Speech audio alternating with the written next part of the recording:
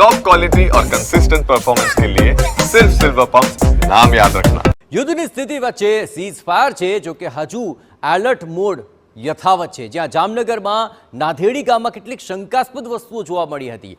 આકાશમાં શંકાસ્પદ રોશની દેખાય અને ગામ લોકોએ ત્વરિત સુરક્ષા એજન્સીઓને જાણ કરતા તેઓ દોડતા થયા હતા।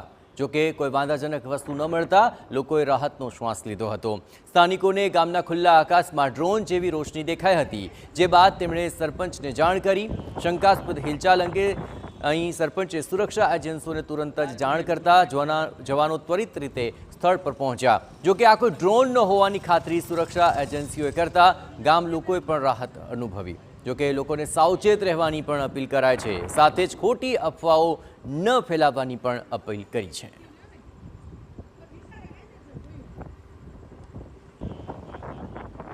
મેં જાતા જોયું તો ક્યાંક એવું સ્થાનિકો દ્વારા ડ્રોન કે કાંઈ પણ એવું આકાશમાં ઉડતું એવું દેખાવામાં આવ્યું એટલે મેં તાત્કાલિક અહીંયા સ્થાનિક એજન્સીને જાણ કરતાં આપણા એરફોર્સના જવાનો સૈનિકો તરત અહીંયા પહોંચી આવ્યા અને એમને પણ જોતા એ પહોંચ્યા ત્યારે એવું બન્યું હતું કે એ જે કંઈ સ્ટાર જેવું હતું અથવા તો કાંઈ હતું એની હિલચાલ ત્યારથી દૂર થઈ ગઈ, પણ ક્યાંક એવું દેખાણું કે કાંઈક અજીબ હતું।